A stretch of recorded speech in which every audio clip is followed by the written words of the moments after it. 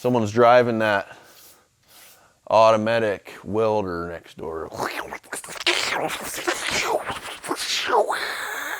You know, no control, no stick shift, no rod, no foot pedal, just.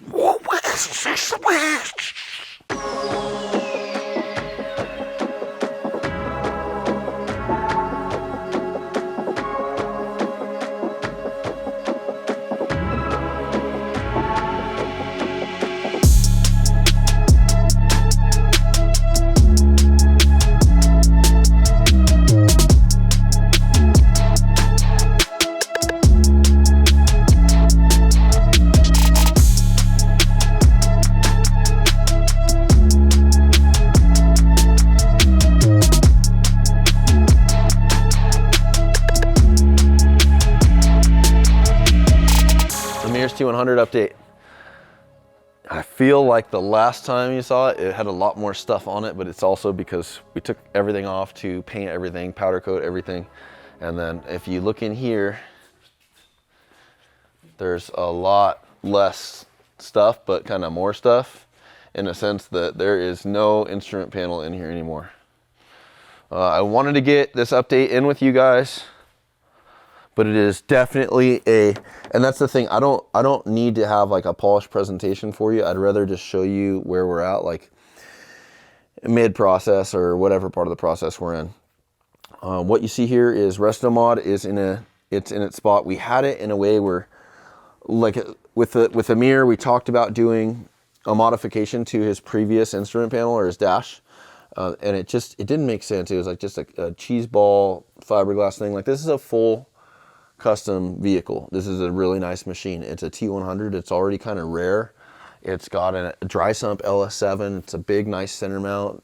Chris Allen and Brian built this thing. It's an awesome truck, and it's going to be fast. It's on 40s. It's got big shocks. Like, it's solid. So, like, putting a fiberglass dash in this thing, and then modifying it and putting time into modifying it. So what it turned into is just Amir and I agreeing on building a proper designed steel dash for this, and that's where I'm at with it. I wanted to just walk through a couple details that are out on it, and just so you can see where we're at right now. And this is my current one, so I have a table full of steel over here that we can look at. But right now, let's kind of just look at the stuff that's on the car.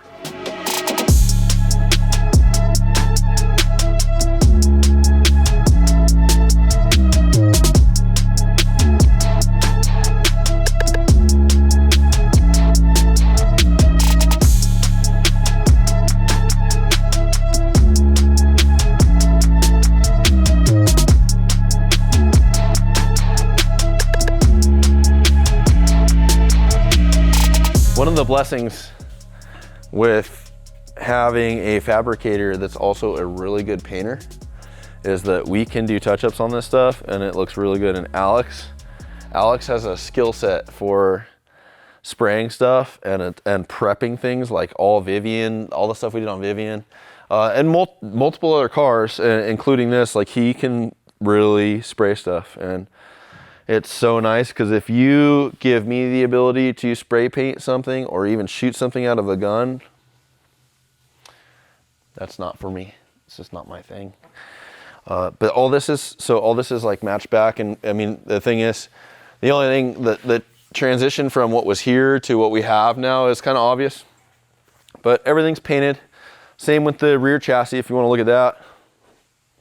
So all of this is touched back up. Everything's ready. We just, like anything where we did fresh work, painted it. What else you can see in there, and we'll get into it when it's more complete, is there is a really nasty X-pipe back here. Transitioned right out of the muffler. We took all of the header and exhaust out. Everything under the cab got wrapped, safety wired. And then right at the mufflers that were already on here, transitioned up to 3.5 inch OD exhaust, and ran a big X pipe, and then ran this thing all the way through. There was no real clean way to dump it. Like, we're already doing heat stuff where we wanted more venting. The tires are close. Like, I didn't want to pull it through the side. I didn't want to pull it up here. So we found like a nice path here where this is like a boat. This thing just goes straight out. And then at the skid plate here, You can see the exits. So this was the best path for the exhaust exit here. It just like where it was dumping right aft of the cab, like at the C-pillar. And you know, the car would start running hot in weird instances, not where it was moving, but more when it was like idling, and it's just because the heat's building there. And then the coolers are kind of receiving the heat. So running this thing out here, I think we're getting design wins. Like this thing is still rough. We'll have to clearance this. We'll powder coat this black. But I think this detail, this thing will be crispy like this. And especially LS7s sound different. They have like a whole different harmonic than just like a Stroker LS or like a LS3 based platform. Something to think about too that we talked about back here. These big old antlers. This is like your typical easy way to do bedside mounts. Where they're not removable, and then you literally just have this as part of your chassis when you don't have a bedside on. Amir likes to run big paddles and no bedsides in Glamis, or in the sand dunes. So all of the tin work that we talked about on the last episode will look amazing. It's all powder coated, it's all ready to go on. But I think what we want to do here is we'll still retain the pickups, but we'll just put tube connectors here. And tube connectors is just kind of a capture, like I don't know, like an interlocked connector. And I can cut this, sleeve it, weld it, and then literally we can unbolt these and take them off. Something else to think about too, if you guys have input on this and you have a background with like fiberglass or bedsides, we want to put different bedsides on here. The T-100 or the glass that's on here, they don't need to have tail lights, but we need to figure out what a good, like if you look at the belt line here and you look at the body lines, I want to figure out what's going to be a good bedside we can put on here that's consistent with the front, but it's not like what the old stuff was. And I don't know if we need to necessarily see the old stuff, but just if you can think outside the box, it doesn't need to be a Toyota T-100 bedside, but we need something that makes sense, that'll be stylized and kind of congruent with the front. They weren't flat tops, but you know, they were just very aggressive, and like they were past vertical, they were inverted, like the shaping was just terrible on them. So we'll upgrade that and we can get this car pretty far along. Right now, like the stage that it's in, all of the external fab work except the bedside thing is done. We trim the skid plate, we get that thing that's under the fuel cell, get that thing off to powder. This stuff all gets wrapped. Even though it's beautiful, we just need to wrap it for heat. Same with the batteries. We need to protect the batteries, so we probably put something under the batteries, put something on the side of the fuel cell, some heat shield product, and deflect some of the heat off there. The last thing you want, like if you didn't know, when you heat fuel, it takes from your octane levels. So the cooler you can keep it, the better the fuel is going to be.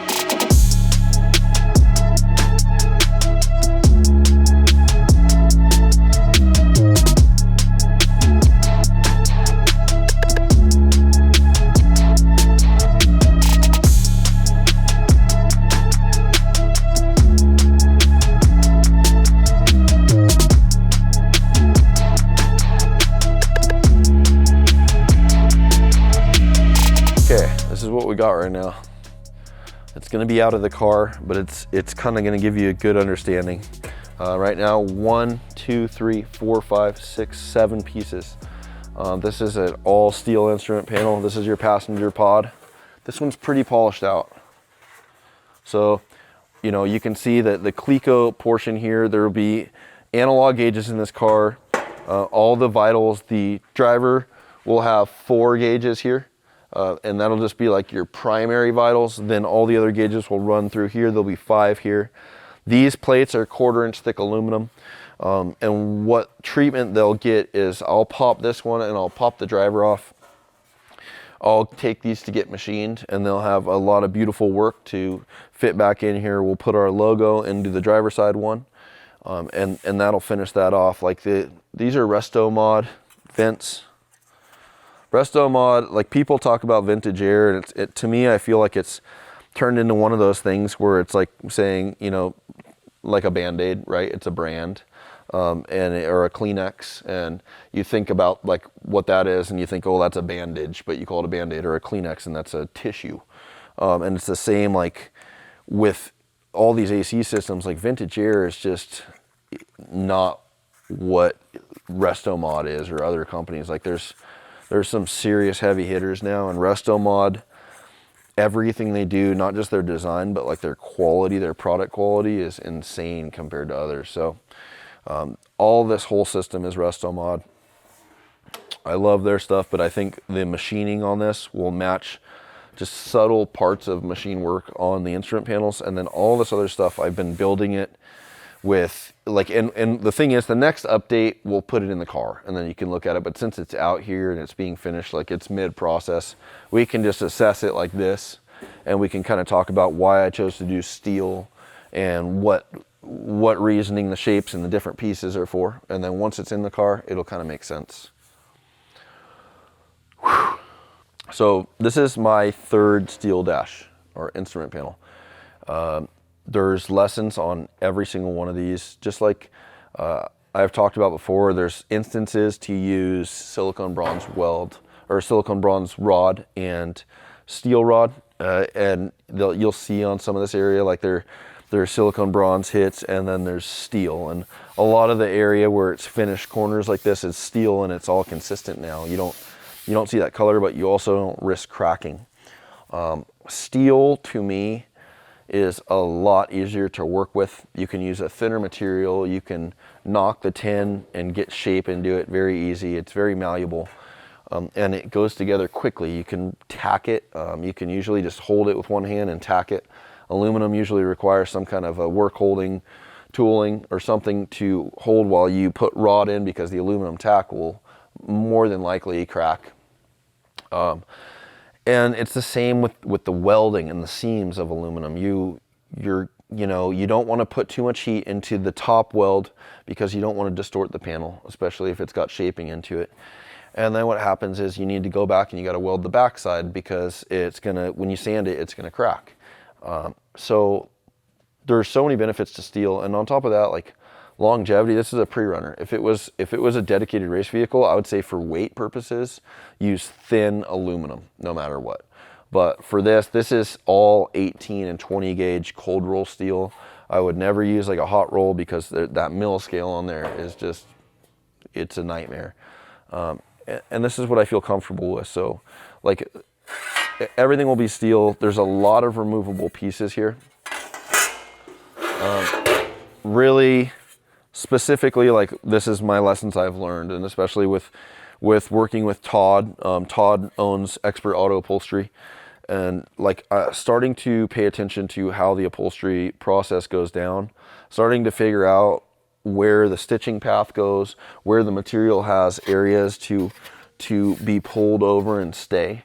You can't, like, it's hard to just build all this out in like one piece and weld it into the car and then expect to like have areas to land material to. It turns into a nightmare quick. So every single piece I've put consideration into, like it getting its own treatment of upholstery, and then where the stitches will be, where it can wrap over, where it's going to join. And then, final, when we put this together, I need to clearance about an 1/8 inch part line through everything, so then the foam and the material on each part can kind of go next to each other and clamp.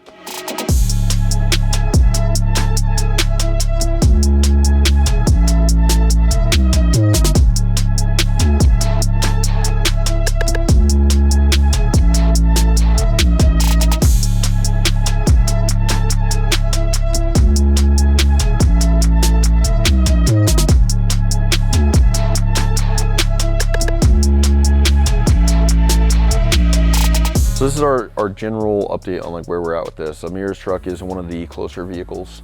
Once all the interior is finished, like so here's how this goes. I'll start right up on Monday, and I will be finishing all of these portions out. It'll probably be on my Instagram sooner than you see this.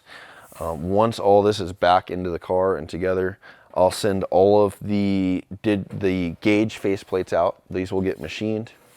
I will build 3 dead pedals, just like every car we do. We'll do a small driver, we'll do a big passenger, and then we'll do a middle third seat. That'll all be consistent shapes and styling. The rest of the car can go together. So we have like a large load of powder coated parts over here, especially like we did all the wheels. It has Robbie Gordon, like OG Robbie Gordon bead locks on 40s.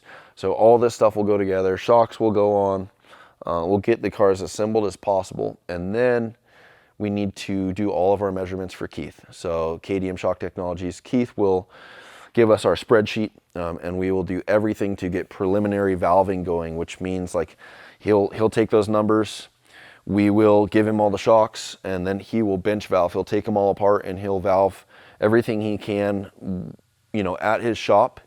And then once we get the car back, I'm thinking, just let me unpack this.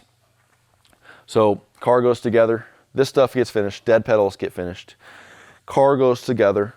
We get numbers for Keith. The shocks go off. They go to Keith. During that time, we put struts in here, which are just going to be uprights that go in the shock positions. And that'll hold this thing at ride height, and we'll send this thing to upholstery. Boom, it goes to upholstery, it gets touch up on the paint, it comes back, it's ready for shocks from Keith. Shocks go on, and then we go finish whatever wiring for like the AC and miscellaneous lights and stuff, which we'll probably just do that in house, and then we'll go test this thing. So that's the layout. I do believe we'll get at least 1 or 2 more updates in before that. I really want you guys to see this together. There's a lot of good shapes in here. You know, like there's a lot of spatial openings. This is where the door bar goes. So like you can, like, there's good stuff here. And this is one of the instrument panels I really press on doing digital design runs. And that's just how a good design process in general for anybody or any company. You want to do a bunch of different examples of designs and kind of start with easy little thumbnails of stuff and pick ones you like and ask the client. If the client is involved where he's going to have input, then ask them what they like, narrow it down, do a couple, maybe do 5 examples and narrow it down from that, get 3, get 1. That's definitely stuff I've done, or I've just drawn stuff digitally to have a reference. This one I freestyled. I started to draw it, and then I'm like, I got enough information on the car with the scoops and the shock mounts and like the bumper, and there's a lot of radius stuff. There's a lot of like tight teardrop contours in this.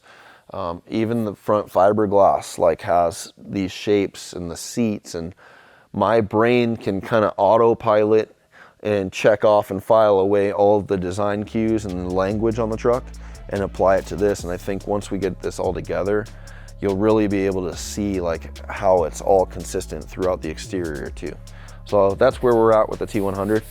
If you have questions or comments on this stuff, of course, please let us know, and I'll do the best to either cover stuff or reply to you guys. Thank you. Like, comment, subscribe.